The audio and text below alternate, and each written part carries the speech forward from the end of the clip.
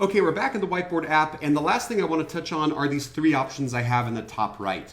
The first, this little blue sort of person with the plus sign icon, if I tap that, this is where I could invite other educators into this document.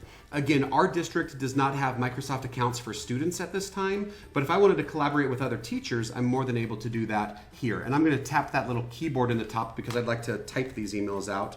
So if you start typing in an email address, I'm going to add the other compatriots I have from the EdTech team, Terry and Ashley. So I've added Terry there, and then I'm just going to delete this and add Ashley.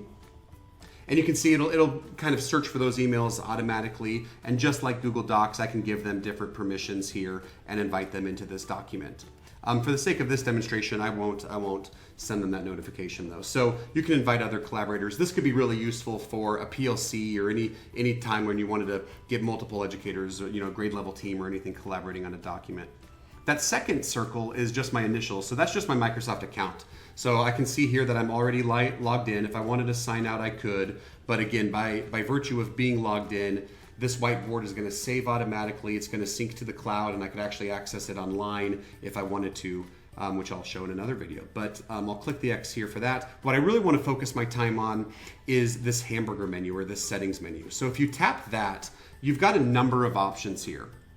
I'm not going to go through all of them, but I will go through a few. So the first are this ink to shape and ink to table. So let me illustrate, first of all, without those toggled on. So if I don't have ink to shape selected here, and I try to draw a shape, you can do it pretty well. Again, the screen is pretty responsive, so those aren't the worst shapes in the world. Most students would understand what that is. But if you want them to be perfect, you can toggle on ink to shape. And now this may take some getting used to, but if I do in sort of one smooth motion, that was a little more ovular than circular. And you could see there it didn't capture it because I had picked up my pen a little bit. But if you in one smooth motion can kind of create the boundaries of that shape, it'll snap and create a more perfect image. Now, not really a drawback, but one of the things I want to mention is that I can't erase these shapes. So if you pull up your eraser, I can't get rid of those. I can erase this ink over here, but as soon as Microsoft Whiteboard creates a shape, it's like creating that object. So the way that I would remove a shape is to delete it. So I could just tap it and get those blue lines around it and then push that little trash can. So let me delete these and work with the circle here. Let's say I wanted to create a Venn diagram out of this. I could just do one circle. I could tap it and just like anything else, I can enlarge it and move it wherever I need. I'm gonna tap this again. I'm gonna push those two papers to copy it.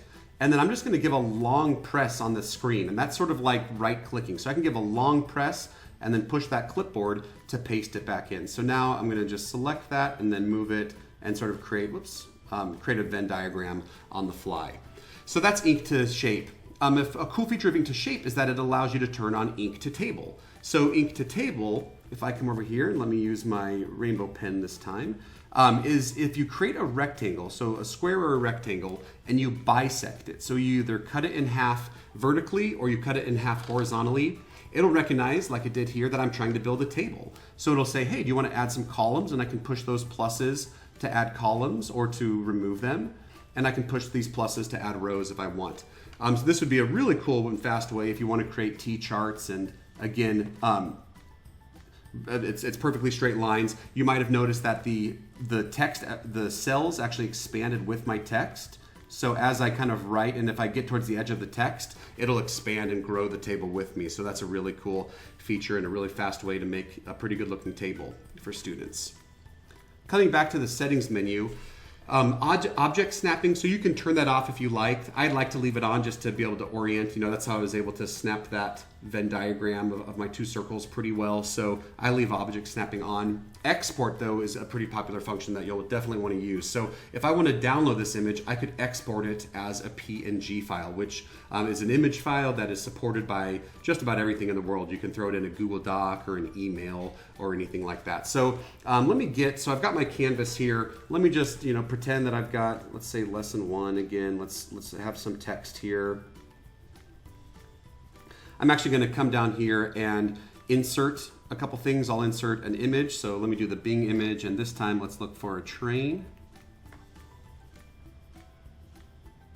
And you can see it was able to recognize that poor handwriting, and this steam engine looks pretty cool, so I'll push the plus. That came in a little too small for me, so I'm gonna zoom in and then actually grab that and make it a little bit bigger.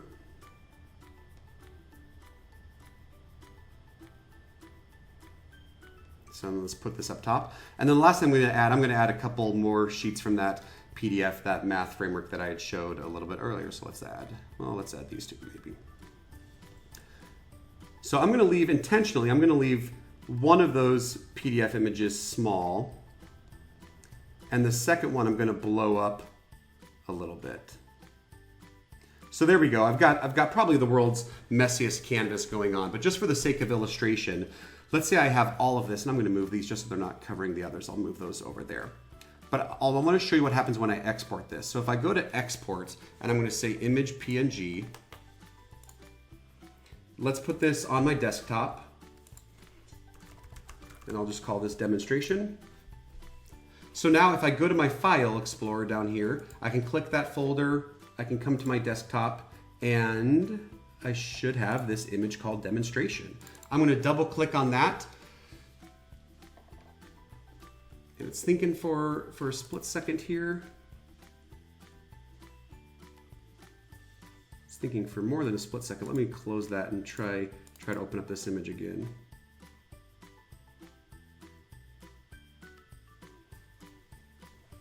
There we go.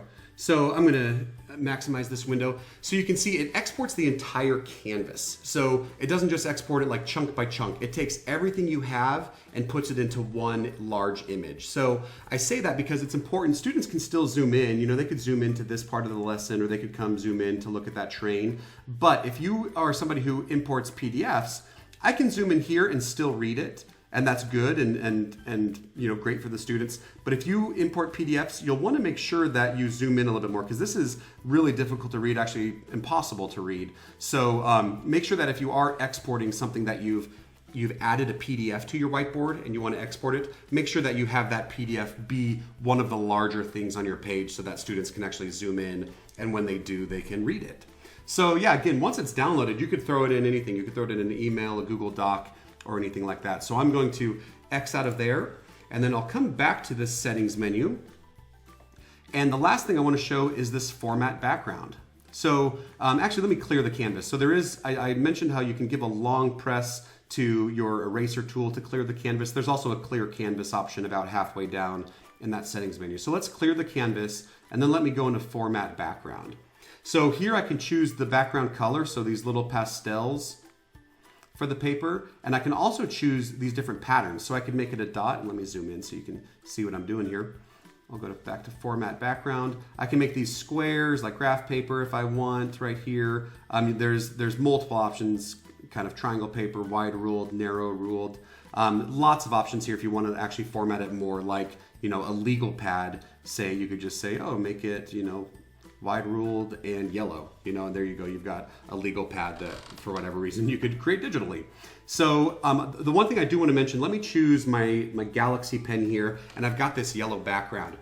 Whatever pen you have selected and whatever background you have selected is sort of like your default. So the next time, if I go back here to my whiteboards with that back arrow, the next time I create a new whiteboard, it's going to pre-select that pen that I had selected, and it's going to give me that yellow background again. That's fine. I can still come back here to my format background, and I can change this to maybe blue, you know, triangles if I want. And it saves that, so one of them's now blue and one of them's yellow. But yeah, it's just sort of important to know if you're like, hey, why are all my backgrounds coming out pink? You just have to change that each time if you want to start playing with that at all. So yeah, let me just come back in here. That's the settings menu. You know, you can look more about your you know, different options, but really the big one is the ink to shape, ink to table, being able to export and format your background. If you use OneNote or Teams, those are pretty powerful tools. OneNote's a really cool app that you might want to explore. I'll hopefully create a video down the road of that one, but it's sort of outside the scope of what we're exploring today. But you can send these sketches directly to OneNote as well, which is pretty cool. So that sort of concludes our tour of the whiteboard. So I appreciate you watching, and we'll see you around.